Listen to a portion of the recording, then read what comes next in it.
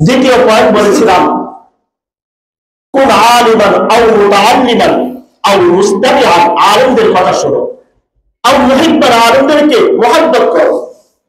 আলেমরা যে কথাগুলো বলে এই কথাগুলো মান। আজকে 2 দিন পরে আসবে, 2 দিন 3 দিন পরে 31st নাইট আমরা পালন করি। মানে হলো 30তম দিন গিয়ে 31তম দিনের পার হওয়ার পর রাত্রি বেলায় 11:59 গিয়ে আমরা সকলে নিজের ছাদের উপরে বা বন্ধু বান্ধবদেরকে নিয়ে মদের আসরে বা একদম আমার ওই বেহায়া নারীকে একসাথে নিয়ে কোনো কনসার্টের মধ্যে গিয়ে একসাথে আতশবাজি করব আর হ্যাপি নিউ ইয়ার বলে একটা তালি দিব। এই দিবসটা আমরা পালন করি। যদি আমরা এখানে বলতে যাই তখন বলে কাক মোল্লারা কি বুঝে, এই হুজুররা কি বুঝে, এরা আধুনিকতা বুঝে না, এরা সভ্যতা বুঝে না। আজকের গুগল আপনার হাতে আছে, আপনি গুগলে সার্চ করে দেখেন 31st night happy new year, এটার ইতিহাস কোথায়। খ্রিস্টানদের, খ্রিস্ট ধর্মের আগে, খ্রিস্ট মতবাদের আগে রোমান সাম্রাজ্য ছিল, তারা সবচেয়ে পাওয়ারফুল একটা সাম্রাজ্য ছিল। এদের একজন ব্যক্তি ছিল, তার নাম ছিল সিজার, জুলিয়াস সিজার তার নাম। সে সিজার নামক একজন মূর্তির পূজা করত এবং সে ওই সিজার যে ছিল তাদের বিশ্বাস ছিল পৃথিবীতে কোনো কিছু আল্লাহ প্রদত্ত নেই, সবকিছু আকাশ, জমিন, নক্ষত্র, এভাবে ঘূর্ণিঝড়, এগুলো সবগুলো প্রকৃতির কারণে হয়। এদেরকে বলা হয় প্যাগানিজম, মানে হলো প্রকৃতির পূজারী। খ্রিস্ট ধর্ম যখন শুরু হয়েছে, তারা ঈসা আলাইহিস সালামের মৃত্যুকে স্মরণীয় করার জন্য এই যে জানুয়ারি যে ক্যালেন্ডার দেখি, এরা এই ক্যালেন্ডারটা চালু করেছে।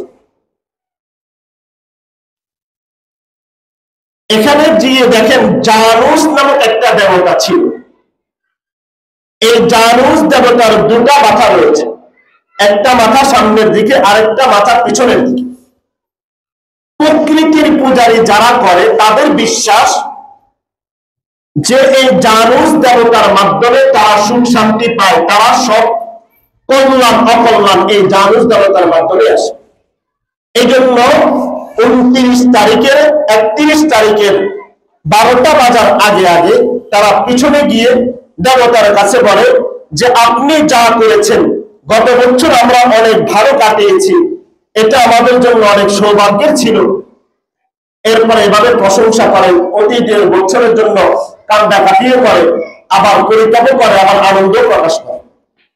এরপর 12টা 1 মিনিট বেজে গেলে তারা সামনে চলে আসে। এরপরে বলে প্রভু আগামী 1 বছর আমাদের জন্য সুখ শান্তি কল্যাণ বয়ে নিয়ে আসুন। আর এটাকে তারা দিবস হিসেবে পালন করে। খ্রিস্টানরা নৌরুজ, নতুন বছরের নতুন দিন হিসেবে পালন করে। এর দীর্ঘ ইতিহাস আছে, আমরা গত বছর আলোচনা করেছিলাম। এটা হলো তাদের বিশ্বাস।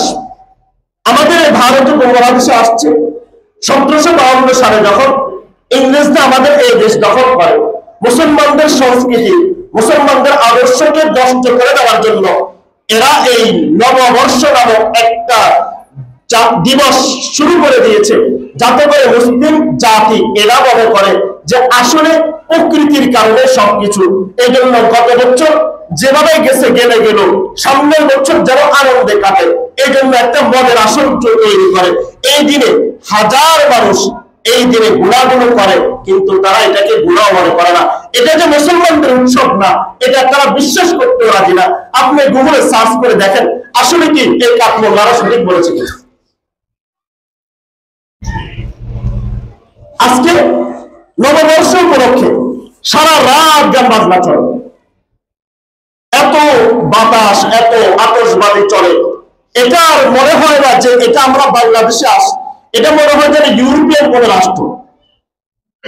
বহু জায়গায় এরকম হয়েছে, আগুন ধরে গিয়েছে ঘরের পাশের বিল্ডিং এ, অনেক চড়ুই পাখি মারা গিয়েছে, পত্রিকা আসছে, শিশুরা মারা গিয়েছে ওই আতশবাজির আওয়াজের কারণে। রাত্রিভর আপনার এই গানের বাজনার কারণে, এই আতশবাজির কারণে যে সমস্ত সন্তানেরা মারা যাচ্ছে, যে সমস্ত পাখিরা মারা যাচ্ছে, যে সমস্ত বৃদ্ধ মানুষগুলো রাত্রিবেলায় ঘুমাতে পারতেছে না, এদের এক একটা গজব, এদের এক একটা মনের থেকে যে কষ্ট, এটা আপনার আগুন মারা যাচ্ছে। আজকে মুসলমানের সন্তান, আপনি মুসলমানের সন্তান, আপনি কিভাবে, যদি আপনি হালাল মায়ের সন্তান হয়ে থাকেন, আপনি যদি কুকুরের সন্তান না হয়ে থাকেন, আপনি যদি জানোয়ার দেওয়া সন্তান না হয়ে থাকেন, তাহলে আপনি এই দিবস কোনোদিন পালন করতে পারেন না। মুসলমান কোনোদিন এই দিবস পালন করতে পারে না। মুসলমান ইউরোপিয়ানদের মতো তাদের কালচার গুলোকে এই দেশে বাস্তবায়ন কোনোদিন করতে পারে না। সারা রাত পর্যন্ত জাগ্রত থাকে। এই রাত্রে, এক রাত্রে নববর্ষ উপলক্ষ করে 12টা 1 মিনিটে হাজার নারী ধর্ষিত হয়। হাজার নারী, আমার মেয়ে, আপনার মেয়ে, হাজার নারীরা ধর্ষিত হয়। তারা ওই রাত্রিতে প্রথম 12টা 1 মিনিট বাজলে তারা তাদের সাথে, বয়ফ্রেন্ডের সাথে তারা একজন আরেকজনকে কিস করে, একজন আরেকজনের সাথে মেলামেশা করে। আপনার ওই সন্তানটা ওই 12টা 1 মিনিটে তার মোবাইল নিয়ে অপেক্ষায় থাকে। 1 মিনিট যখন বাজে তখন সাথে সাথে এখান থেকে মেসেজ পাঠায়, আমি তোমাকে পছন্দ করি। এভাবে হাজার নারী, হাজার পুরুষ ওই দিন রাত্রে মদ খায়, তারা সেখানে গান বাজনা করে, সেখানে অশ্লীল কাজকর্ম করে।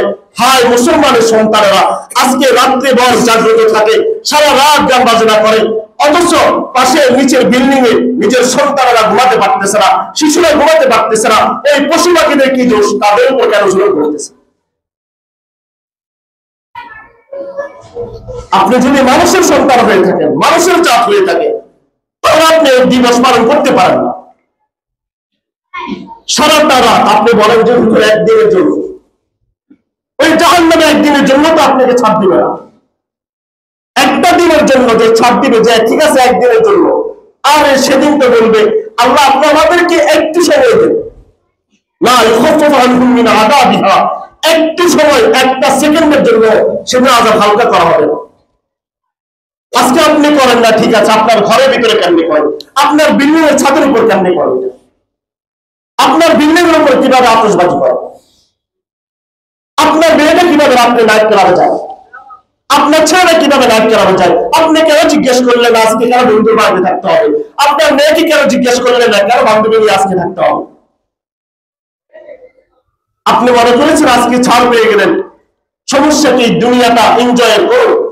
কালকে আমাদের দিবস, আলা কুল্লুকুম রাইন ওয়া কুল্লুকুম মাসউলুন আন রাইয়াতিহি, প্রত্যেককে জিজ্ঞেস করা হবে, আপনাকে সেদিন জিজ্ঞেস করা হবে এই সন্তানদের কারণে। আর ওই সন্তান এই দিন সেদিন আপনার নাম বলবে, আমার বাবা আমাকে শাসন করেন। এই জন্য আমাদের অন্য এলাকায় যাই হোক, আমাদের এই সমাজের মধ্যে আমরা করবো না ইনশাআল্লাহ। যুবকরা বলেন ইনশাআল্লাহ আমরা আতশবাজি করবো না, রাত্রিবেলায় কোনো ধরনের মদের আসর করবো না, কোনো ধরনের গাঞ্জার আসর জমাবো না। আল্লাহ রাব্বুল আলামিন আমাদেরকে তৌফিক দান।